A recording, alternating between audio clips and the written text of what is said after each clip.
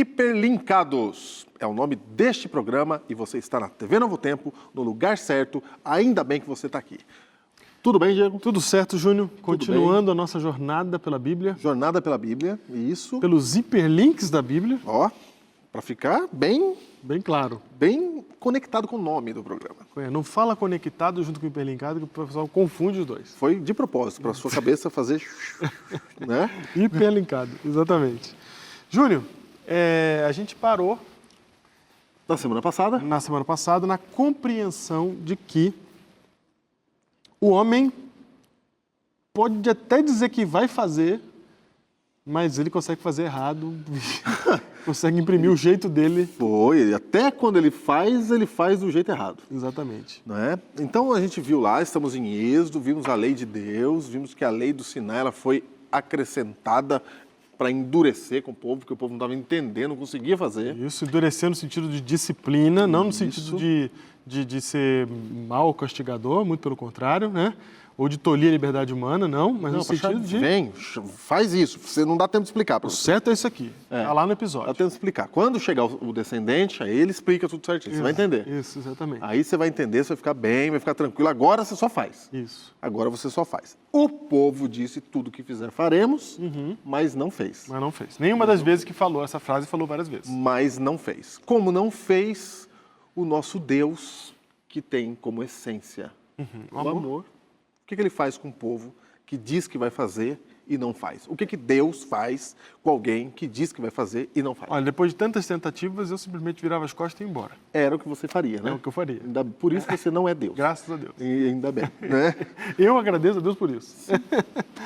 Sabe o que Deus fez? O que Deus fez? Êxodo 25, verso 8. Olha que legal o que Deus faz nesse contexto. Olha o que Deus faz. Deus viu que eles não estavam conseguindo.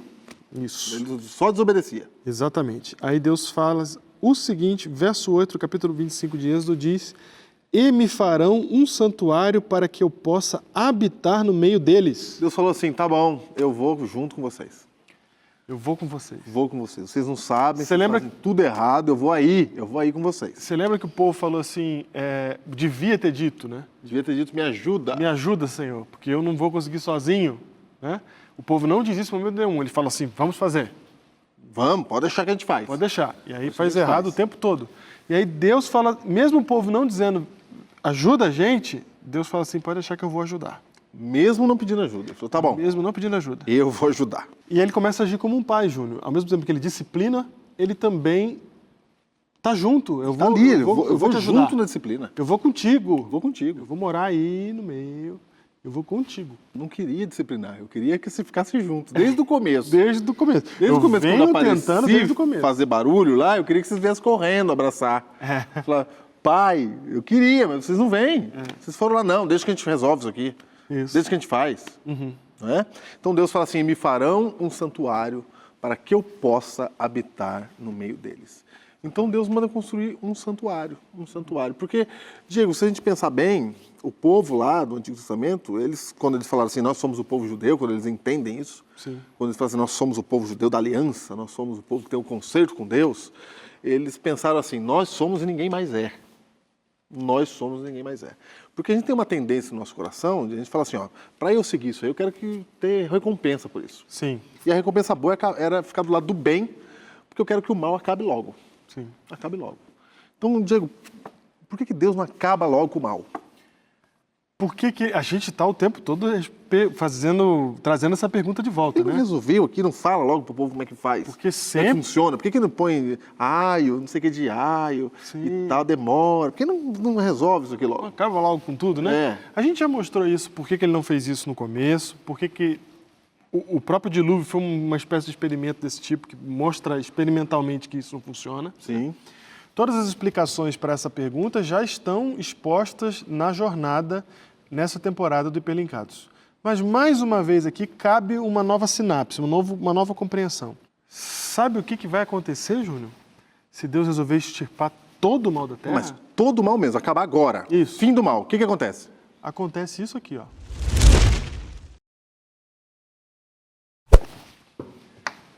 Ainda bem, Júnior. Ainda bem. Que Deus não... Que ele não faz isso de uma vez. Porque se ele fizesse de uma vez, simplesmente todos nós vamos desaparecer. Porque se nós Deus somos acabar maus. com o mal, acaba com a gente. Acaba com a gente. A gente aqui, no Hiperlinkados? Isso. Você que está assistindo também?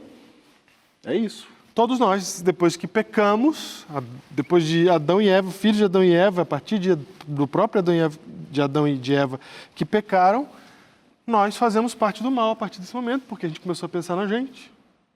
E aí, tá lá dentro o negócio. Nos independemos de Deus, começamos a pensar na gente. E agora, quem promove o mal na Terra somos nós, não se engane. Nós somos os promotores do mal, Júnior. A gente é ruim, a gente nasce ruim. A gente já falou isso várias vezes aqui, né? A gente já nasce com os trejeitos do mal na gente, certo?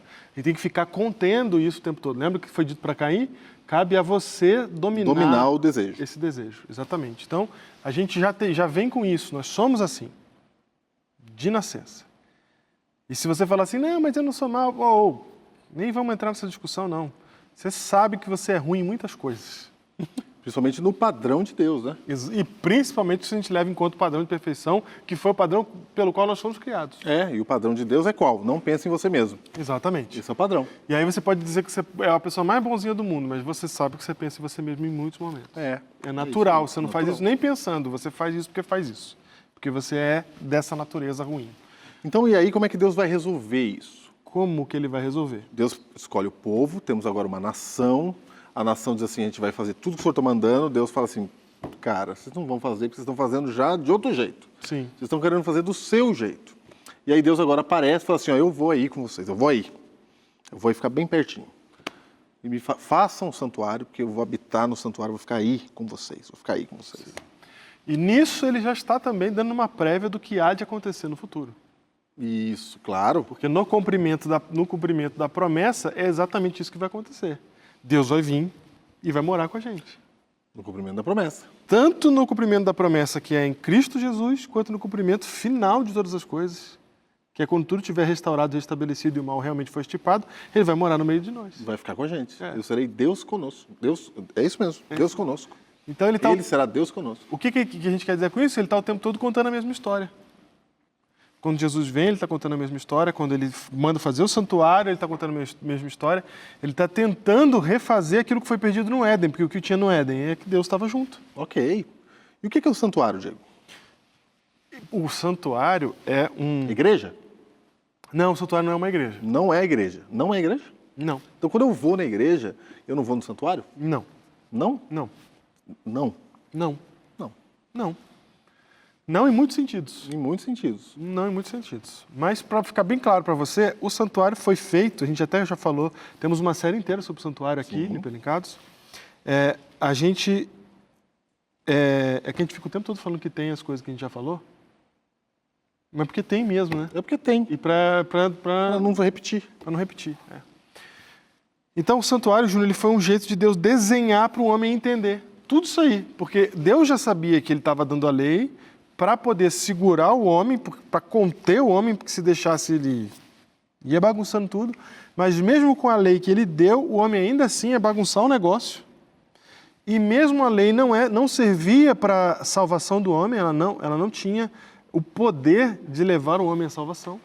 Sim. Então, ele precisava mostrar e ensinar para aquele povo tudo o que estava acontecendo. Automaticamente, ele ensina para nós também hoje, aqui no nosso tempo. Claro, claro. Né? Então, o ensinamento que ele deu para o povo naquele tempo serve para a gente hoje poder entender o plano da salvação que está sendo desenhado. Certo? E ele desenhou no santuário. Desenhou no santuário. E o problema que o santuário quer resolver é exatamente o problema que está aqui sendo retratado no porquê que ele vai ser criado. E me farão um santuário para que quê? Eu possa habitar no meio deles. Então, o santuário vai resolver o problema de Deus estar distanciado do homem. E por que Deus está distanciado do homem? Porque a gente saiu de perto. Porque a gente saiu do perto e agora, com o pecado... A gente vai ficando mais longe ainda. E o pecado gera morte. Sim, gera morte. Deus santo, próximo de mim, mata. Isso é muito importante. A gente vai ver isso no próximo episódio, mas é isso mesmo. É isso mesmo. Deus santo, próximo de mim, mata. Se a bondade pura e poderosa chegar perto da maldade, né? O que acontece, gente, quando a luz chega nas trevas? Apaga as trevas. Exatamente. Apaga as trevas, ficou bom. É verdade. Apaga as trevas. Acende as trevas. Exatamente. Acende as trevas. Então, é inevitável que quando o bem se aproxime, o mal vai desaparecendo. É isso. Isso é inevitável. E como a gente é mau, a gente já acabou de dizer isso. Eu vou dar um exemplo aqui na prática, né? Você vai numa comunidade ali onde as pessoas estão sofrendo muito e você chega para transformar a vida delas, o bem chegou, o mal vai desaparecendo. Vai desaparecendo. É um conceito universal. Os dois não vivem juntos. Olha o exemplo que eu dei um exemplo social, certo? Os dois Vou dar um exemplo físico agora, né? Se eu tô doente, tô com um problema, tô com alguma coisa ali. Aí eu tomo o remédio ou o que quer que vai me ajudar a melhorar. Quando a melhora chega, o mal vai embora. O mal vai embora. É um conceito. As trevas vão sempre ser dissipadas quando a luz chega. Entendi. Entendeu? Claro. É muito mais do que só uma coisinha moral. É a ordem de funcionamento do universo. Então, por isso que Deus cria um sistema para habitar no meio do povo. Porque para ele chegar perto e não destruir a gente sumir, Isso. né? Ele cria um Você sistema. viu que só dele falar o povo já achou que ia morrer? Só de ouvir a voz, Isso. entendeu? A gente não sabe o que é isso. Às vezes a gente fica pensando assim, né? Se Deus abrisse a porta do meu quarto, entrasse e falasse comigo, né? Na sua plenitude. Para isso acontecer, ele tinha que se diminuir muito. Ele pode, se ele quiser. E ele pode. Não, não faça. E ele pode, mas entendeu? É a miniatura da miniatura da miniatura da miniatura da caricatura, entendeu? Um negócio assim. Para você poder olhar normal. Sei. Porque se vem do jeito que é, só de ver anjo, os caras caíam com o rosto prostrado em terra. É isso. Entendeu? E quando via Deus de verdade, que nem o pai de Sansão, quando viu que estava falando com Deus, falou assim, pronto, vamos morrer. A gente viu Deus, não vai ter jeito, nós vamos morrer. Essa é a sensação. Depois que a gente ia embora. Entendeu? Então, assim, se Deus chega, o mal vai ser dissipado ali. E aí, como é que faz para Deus chegar perto dos seus filhos que ele ama, se eles estão tudo bagunçadinho pelo pecado? Tudo. Tudo mesmo. Malvadinho.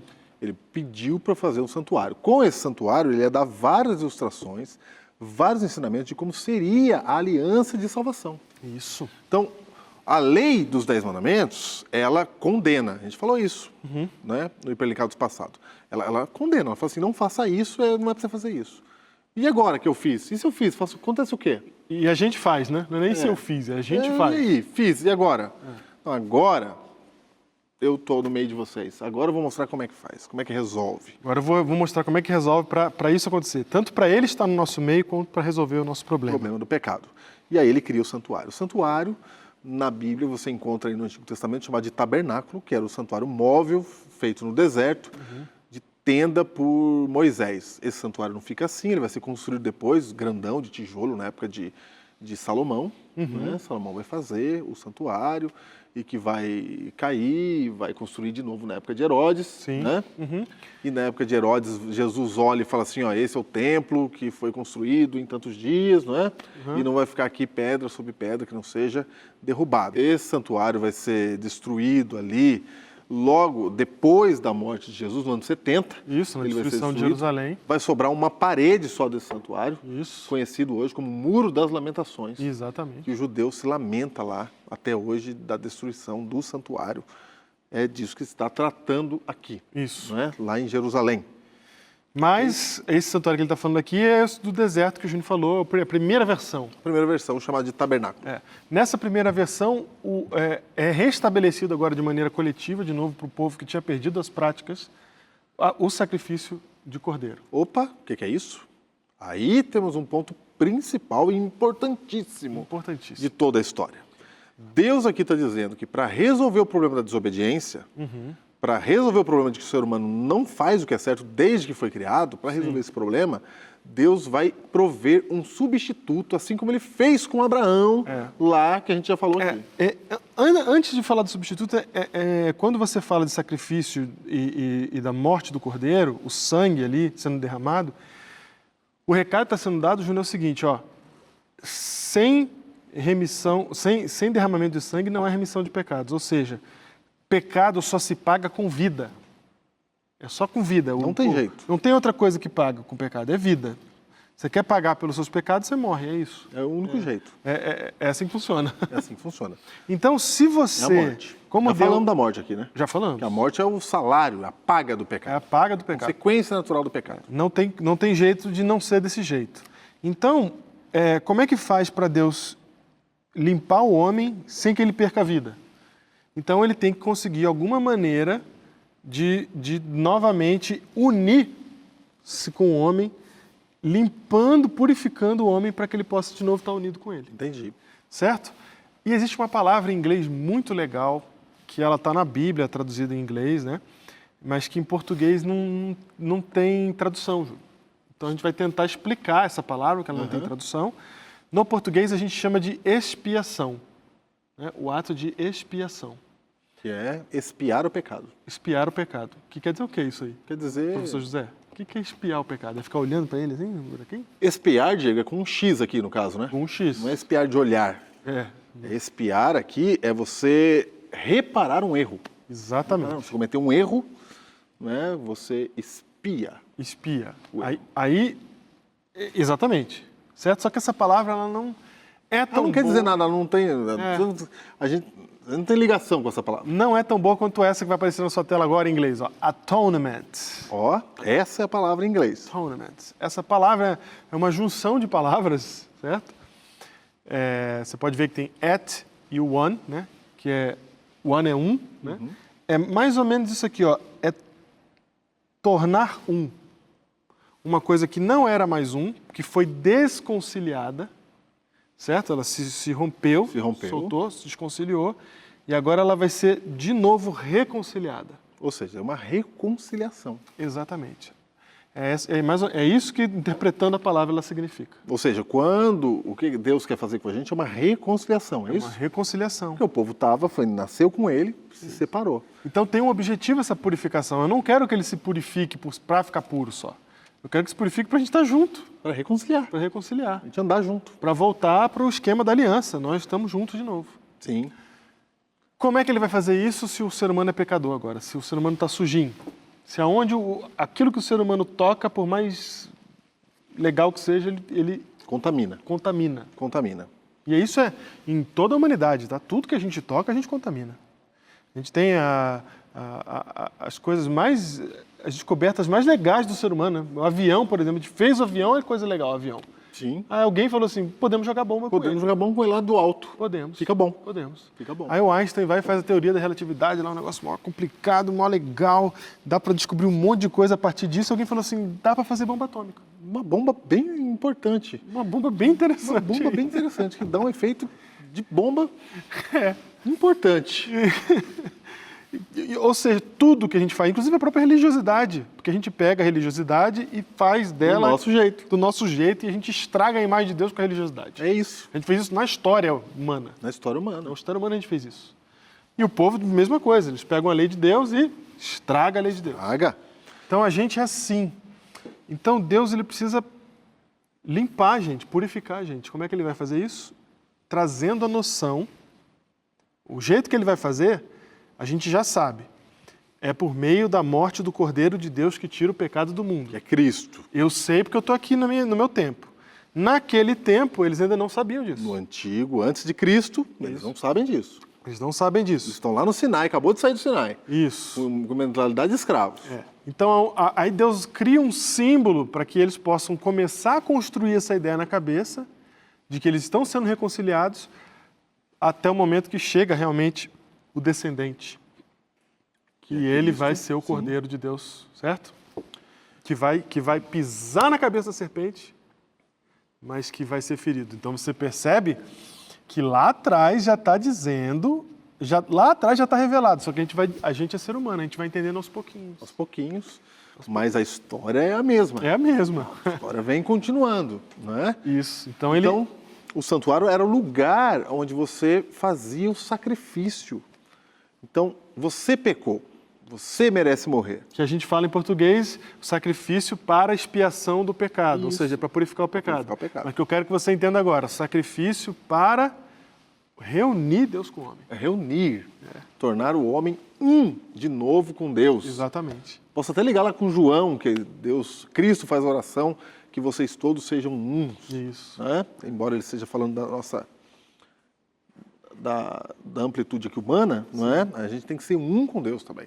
Então, a reconciliação é feita no santuário e era ali no santuário que você levava um cordeiro.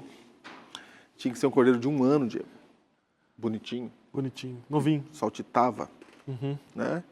Bonitinho. E por que o cordeiro? Por que não um coelhinho? Porque o cordeiro, ele é manso. Por que não um na hora de cachorrinho? morrer. Por que não um cachorrinho? Né? Porque ele é dos animais puros, para começar, né? Sim. Da lista de Deus de puros e impuros. Ok. Era um animal puro. E, na hora de morrer, o cordeiro não Não faz mudo, né? Não reclama, porque ele tinha que ser um símbolo Cristo. do descendente que viria. Exatamente. Símbolo do descendente. Ele tinha que apontar para o descendente. Ou seja, Deus ia desenhar para eles como é que ia funcionar, para eles nunca se esquecerem disso. O que eles não podiam se esquecer? Que no lugar deles, que eles precisavam de ajuda. Isso. É isso que eles não podiam esquecer. Isso aí, é. Que eles não podiam bater no peito e dizer assim, ó, deixa que a gente faz. Não tem essa. Não. Se você vai ser salvo, alguém vai morrer no seu lugar. Isso, não tem assim, não, deixa que eu resolvo. O senhor fala e a gente faz. Deus ia falar assim, então morre. Né? Então morre. Ele falou, não, não é assim, você tem que pedir ajuda. Isso. Não funciona, porque se vocês forem tentar, aí, ó, sempre dá errado.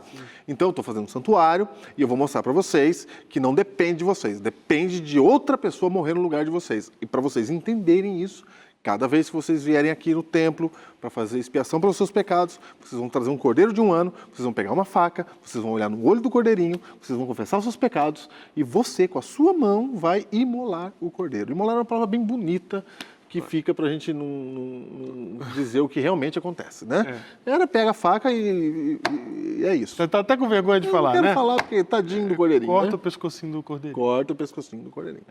Na verdade, olha quanta sinapse que isso começa a acontecer na cabeça do povo. Sabe por que não dá para falar?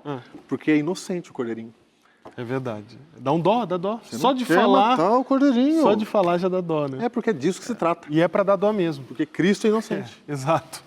Cristo é inocente. Então, ó, isso é uma outra sinapse. Você vê, eles vão começar a fazer sinapse de compreensão do que está acontecendo. Primeiro, quem resolve o problema não sou eu. A solução vem externamente. Segundo, essa solução externa, quem provê é Deus. Ele que fala, tem que ser um cordeiro de 1 ano, eu quero assim, eu quero assado. Terceiro, tem que derramar sangue. Ou seja, para eu ser purificado, para eu ser liberto do pecado, alguém vai ter que morrer. Então, olha quantas sinapses o povo começa a fazer e começa a compreender a partir do momento que o santuário é instituído para eles e esse funcionamento ritualístico começa a acontecer. Porque tem um problema no universo que é o seguinte: como é que Deus pode ser justo e condenar o pecador e ao mesmo tempo ser amor e salvar o pecador? Esse é um problema muito difícil de resolver. Né? Como é que Deus então vai fazer o quê? Ele vai deixar impune os pecados? Então, Vai deixar impune?